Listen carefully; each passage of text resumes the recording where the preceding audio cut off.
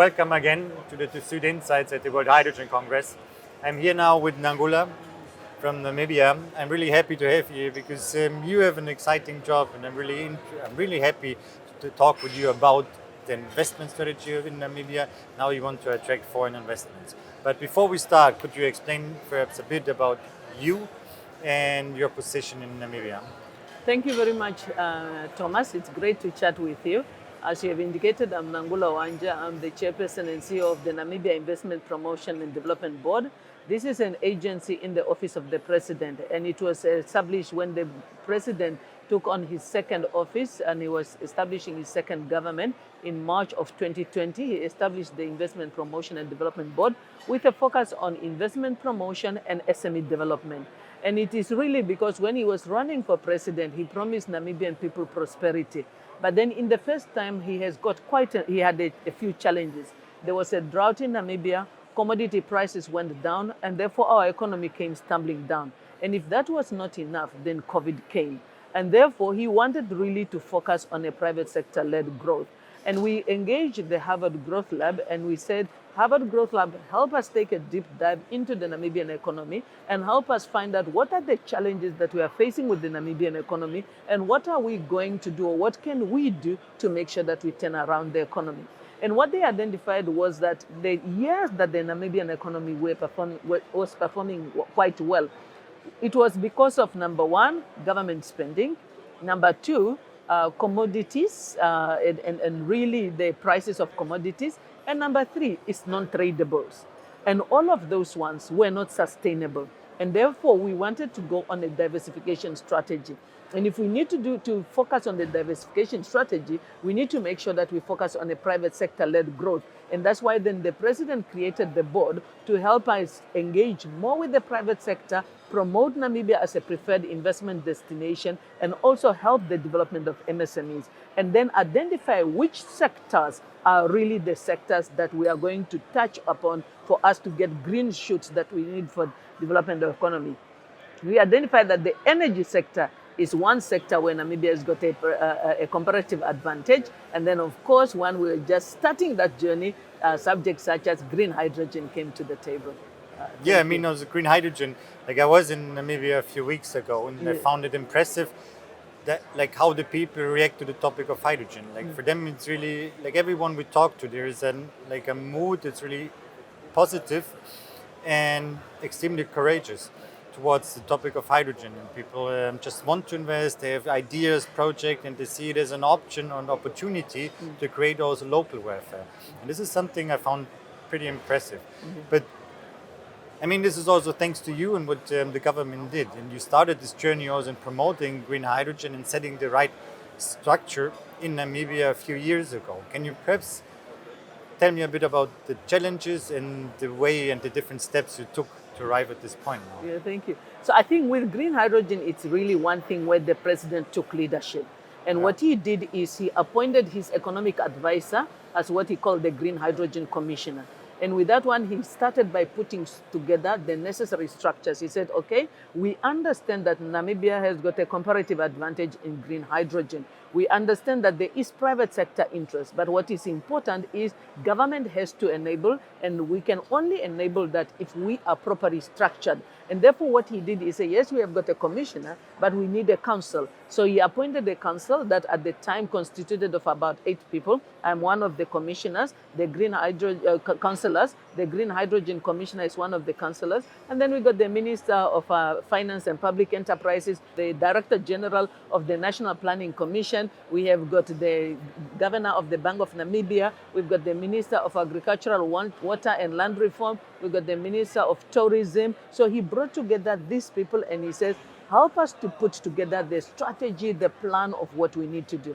And then, of course, the next steps we did was really about getting smart partnerships. And the smart partnership, you know, Namibia is a small country. Yes, in terms of size, we are big, but in terms of population and economy, we are small. And therefore, looking at the green hydrogen, looking at the investments required, looking at the resources required, Namibia cannot do it on its own. So we formed partnerships with the EU, we formed partnerships with various governments such as Germany, we are talking to countries such as Japan, and we brought them on board. And then, of course, this cannot happen without the private sector. And therefore, we reached out to the private sector and see how we can work with them. What are some of the challenges? Getting everybody on board. As you have indicated that, yes, we have got people on board, but up to today, there are many people in Namibia that feel that hydrogen is a myth, it's not going to happen, and therefore, we are probably wasting our time by spending so much on green hydrogen. So yes, that was a challenge because many people feel like, is it something secret? Is it only a few people? And therefore we left a few people behind. And that is what government is correcting now, is how do we make sure that we get the rest of Namibians to join us? The chairperson of the Green Hydrogen Council, who is the Director General of the National Planning Commission, is now going around the country with Hyphen, talking to communities, talking to people to see what is green hydrogen, what is the strategy, how can they benefit. So structuring it, getting good partnership, we did very well, but making sure that we get Namibians to support, I think we lagged a little bit behind. Yes, we were communicating, but it looks like we were communicating here, but not necessarily at the ground level and at the grass level. But now we believe that we have now started correcting that one, and we are bringing the people on board. Of course, the other challenges, yes, we have got one large project, and we thought when we started, we were in a hurry. We thought it would take us a day. And maybe again we over communicated in terms of those commitments. It took us a bit longer than we thought it would take. And of course now the private sector, the other people that are interested are becoming a little bit impatient, saying, you guys have been talking too much and too long with Hyphen. When is the next project starting? We are waiting, and we need to make sure that we respond to them timely also. I mean, Hyphen is a good example. I mean, you have a lot of interesting projects. It's starting because you also have iron ore, not only the just natural resources like sun and wind, yes, but also some really precious metals that you can use for local welfare creation. Yes. But let's talk about Hyphen. I mean, it's a huge project, and yes, we've seen it creating around 15,000 jobs doing the construction and a few thousand also doing operation. yes. So this is also something a lot which will be done locally. On the other side, just the sheer amount of the renewable energies exceed the peak consumption in Namibia by a factor of 5. Yes. So how you want to integrate this, and also how you want to help foreign investors now to invest in the construction and the operation phase of a huge project like this. So like you have indicated, the current economy of Namibia, we're about 13 billion US dollars. The expected investment into Hyphen projects is about 10 billion US dollars. So it's almost the same size as our current economy. And yes, if you look at the renewables that will be used, will be like, let's say, 3 gigawatts of installed renewables. Currently, Namibia's installed power is about, let's say, 600 megawatts. So it is huge in all various aspects when compared to our economy. But the good thing where it started is, where we started this journey, the private sector approached Namibia and they see the potential of Namibia. And yes, we see that most of it, like in many other areas, given the size of our economy, it's Namibia's business is really an export play.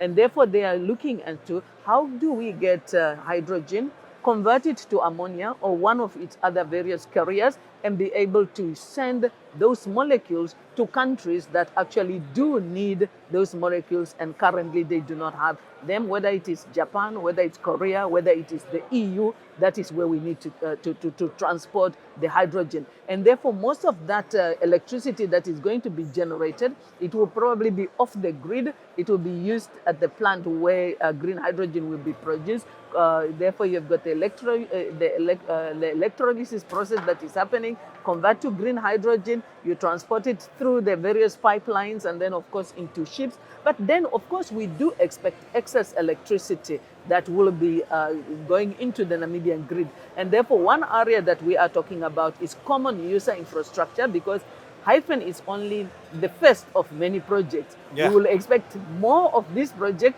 of the same size and same magnitude, or maybe just a little bit less.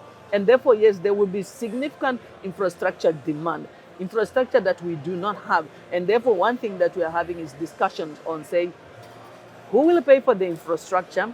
How do we make sure that every one of these projects do not come and build their own infrastructure? So those are conversations that we are having. It's exciting conversations, but I think we are very much aware of that one, and we are coming up with solutions of getting the infrastructures in place. Then also a question, because I mean, of course, you need also foreign investors. Yes. And how do you want to structure those, for example, including Namibian banks, Namibian investors? Yes. How you want to set up, for example, something like this? Because this is something that needs to be done probably next 1 to 3 years. Yes.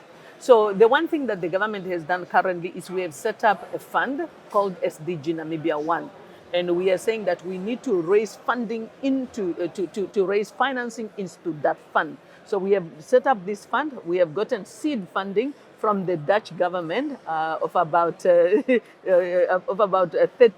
million euro that is going into SDG Namibia 1 from Invest International. And we are looking towards forward to getting many other investors that are putting money into that fund and making that money available to fund various projects that are coming, whether it is the infrastructure, whether it is the project. And then, of course, the developers themselves are looking for investors. At this stage, yes, we are seeing that, of course, there is quite significant interest, but like you have indicated, at some stage, you need to translate that interest into something that you practically implement on the ground. But interest so far is very good, and it is interest from financiers, it's interest from developers, it's interest from technology partners. So all the various players in the green hydrogen cycle, they have indicated their interest. And yes, we have now established an office called the Implementation Office. That implementation office is busy recruiting the various specialists that we need, whether they are legal, whether they are environmental, whether they are financing. It's headed by our Green Hydrogen Commissioner, and it is the one that is going to source all the skills and input that is required to make sure that that implementation is done thoroughly, because we cannot be derailed or distracted on this journey. It's a critical industry or sector for Namibia. We are excited, and we see that there is definitely a lot that we will do, and there is good light there at the end of that tunnel. Yeah, I think there's a lot of light, a bright light at the end of the tunnel. Yes. But one last question, because it's also like a personal interest and of course interesting for a company like TÜV SÜD, is the regulatory framework, like setting, for example, the standards for the construction, the operation, and also at the end for the certification of the different areas, creating like security for the staff, for the workforce, training the people in the safe handling of hydrogen. So what is your plans in setting up, for example, these structures on the education side, but also on the standards and regulation? Yes. So the office that we are putting in place, that we call the Implementation Agreement Office, that office is going to be like the central body that is coordinating. But there is still the rest of government that needs to support this office. So what we have is, for example, we have got the Namibia Standard Institution.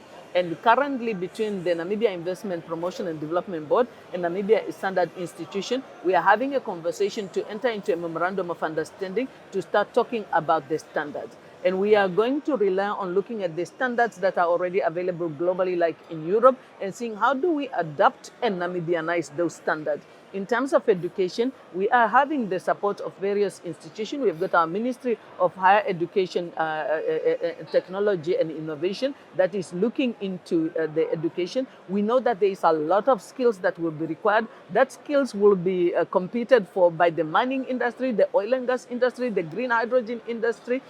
We have gotten specific funding from our partners, and bursaries were given. The first round of bursaries were given already. We are working on the second round of bursaries to get the skills that is required for the industry. So we have gotten this body that is looking at what is needed, who in the government is the agency, the ministry, or the office that is responsible for this one, and making sure that, yes, everybody does their part, but there is one person who is coordinating the implementation of that one. So at this stage, that is the structure that we have put in place, because we want to make sure that nothing falls through the cracks, but at the same time, we need to avoid duplications of efforts, because there is only so much resources, and we cannot waste it on duplicating efforts.